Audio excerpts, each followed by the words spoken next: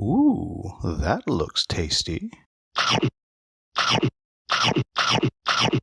Folks, today the Hungry Gamer is back with another crowdfunding preview. And today we're talking about The Great Harbor, designed by Matteo De Nardis with art by Daniel Cunha, published by Arcona Games. And I do apologize if I mispronounced any of those names. So what this game is this is a dice drafting, dice placement game with a little bit of trading and tableau building going on for good measure. And the game's going to be played over 6 rounds, though each round is going to have 2 phases in it. So in essence, you're actually kind of having 12 rounds. But in any event, that's how this game is going to work. And as you go through, you'll be using your workers to get resources, to build buildings, which will be giving you abilities, house people, which is also going to give you abilities and send you up on these tracks for points and other items. You're going to build ships, which are just off the bottom of the screen right here. And then you are going to additionally build different buildings on your player board and get colonists who are really just going to be workers and going to be able to do things for you as well. And at the end of the 6 rounds, whoever has the most prestige, being this symbol right here, will win the game. Before I get started, please make sure you turn your Klingon subtitles, because if I make any mistakes in the rules overview, that's where you'll find the corrections. Additionally, I need to point out that what you are seeing is still in the prototype phase and subject to change. Now, if you are not interested in how this game is played, we'll jump into my final thoughts, then we'll go to the timestamp on the screen right now. For those of us still here, let's talk about how this game is played.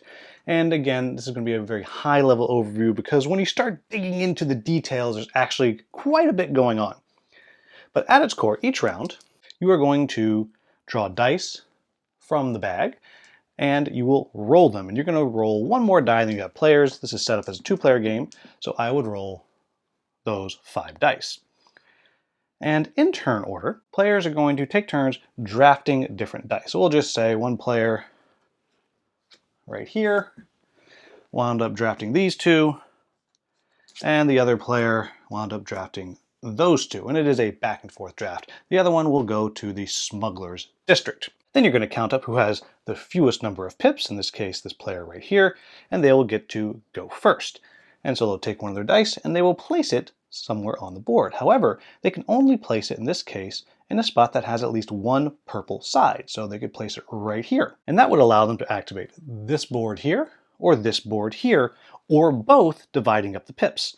So, for the sake of argument, we'll say they will spend one of their 3 pips right here to get a yellow ship. So they would take this ship and they would put it into their hand.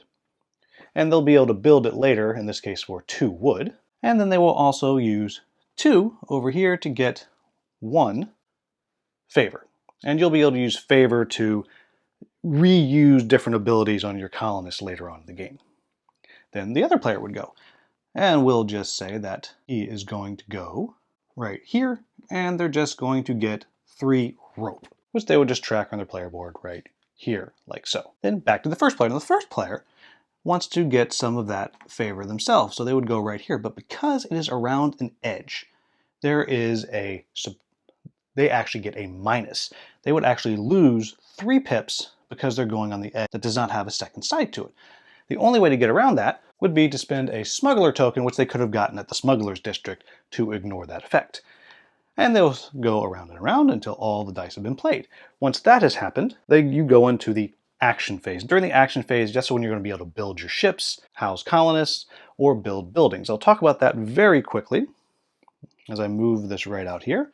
And what you'll see here is we have 3 little docks right there. And ships will actually kind of lock right in on that dock. As you can see, like so. It's a little hard to see on the board for what we're looking at right now. And so in your action phase, you're going to get the chance to spend your resources to build things. So as I mentioned, they might spend 2 rope to build this small ship, and it would go right here. And now this 1 right here is this ship when it goes sailing. And it's going to have different fight values, different cargo values, different movement values, and it'll be worth a different amount of prestige at the end. However, the other things that you can do, you can build little dock huts. The cost is right there, which will allow you to do some free repairs. And you can build these other little buildings here, again, for the cost right there. And what that's going to do is that's going to actually give you the ability to make some resources, some luxury goods with your colonists, which is another resource that you're able to pick up. And you can send a couple of them out there and they will get that resource for you, which is something you're going to be able to use when you are doing the trading phase, which we'll talk about in just a minute. Additionally, you're going to be able to house any of the characters that you have in your hand, and you just simply slide those underneath the spot, and you will go up on that track on the tracker, as we can see over here. So this is a red card. I would go up on the red, and as you go up, there's various bonuses. And you would simply slide it on underneath, like so, and I apologize, everything's getting very, very messy right now. And the other thing you can do is you can build buildings that you have in your hand, and they're going to give you points, they're going to send you up a track, and they're going to give you some kind of power, and that's what they're going to cost over there. And I'll point out that you're going to get the building cards and the people cards from different spaces on the board using the same pips, which will allow you to pick from here or draw from the top of the deck, etc. Now, the last thing that you can do is send your ships on a trade mission. And when you do that, you'll put them on the first available space. You see there's 1, 2, 3, 4 spots. Then at the end of the round, we'll have the trade phase, which is where your ships will move one space heading out, and they'll have the choice. They can trade with the port that they're at based on their cargo. So we'll see here, the cargo on this ship is a 1. And so 1 times 2, they would get 2 coins for that. Over here they'd get 3, over here they'd only get 1. But also, if they have any of these luxury goods, they can turn them in to gain prestige right there, and then both their good and the good off of the board here would be removed. Then once they've made their trade, they would turn around and they would start going back to port. However, there is always the possibility of pirates, and so every turn, if there's a ship in any of these zones here, you are going to draw a pirate card, which may be nothing, or it may be an actual pirate, like this one here. And this one here has a fight value of 1. Well, unfortunately for me, my ship has a fight of 0, so I can't battle them. I would take damage, and if I ever took damage up to my hull strength, which in this case is 2, I would have to sail back home. Now, if you remember, I had this card out earlier, and I could then activate that, which would give me more hull and would give me +1 fight in order to fight off the pirates. And that's the broad overview of how this game works. You're going to play through the 6 rounds, and at the end of the game, whoever has the most points is going to be the winner. So, what do I like about this game?